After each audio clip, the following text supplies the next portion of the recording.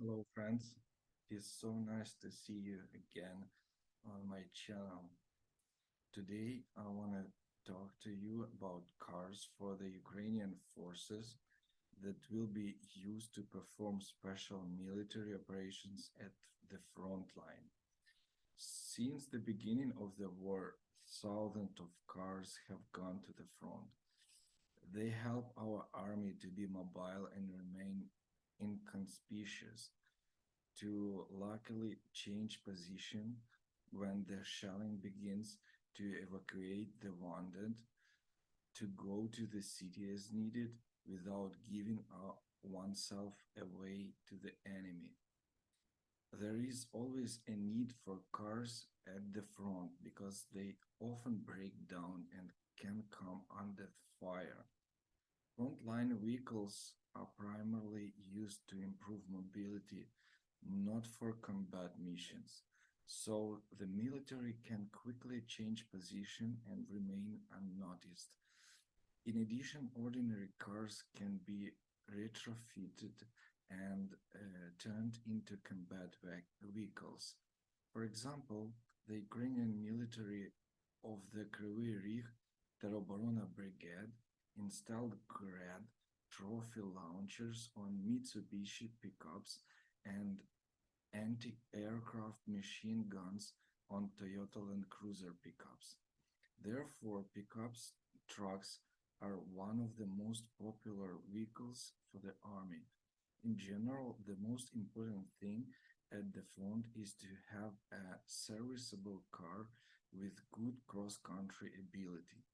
Vehicles that have good cross-country abilities, such as jeeps, are best suited for the front.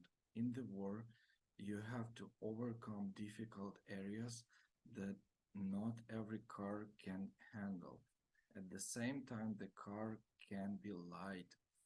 Sometimes the military also needs small passenger cars. This is convenient for camouflage because a passenger car is low and inconspicuous, unlike an SUV. Um, Long station wagons are often used. In addition, um, you can transport products, take out the wounded and the dead. According to soldiers, the popular car brands are Mitsubishi L200 and Nissan Navara pickup, the Volkswagen T4 minibus, which are used to transport personnel, and the Mitsubishi Pajero car. The cars like Ford F-150 or Chevrolet Silverado are perfect, but cost too much. We don't have that much money to buy them. Does the car have to be new? Some charitable organizations buy new cars for the armed forces, but this should be done only in order to save time on technical inspection and searching for the cars. Since the war, since the car will in any case face difficult challenges after which it will most likely need repair or replacement, there is no need to buy a new car. For example, the price difference between new and used pickups can be up to 40,000 US dollars, which would allow you to buy three or more used cars. However, it is important that the supported car is fully functional and does not require frequent repairs. After all, the military cannot go to the service station and have the repair cars independently and at their own expense. Therefore, you should choose a car for the armed forces carefully and carry out a technical inspection before sending into the front. At the same time, the charity fund Return Alive, by the way, it is the best Ukrainian charity fund. Um, Return Alive buys only new cars. This is explained by the guarantee of perfect technical condition of the car.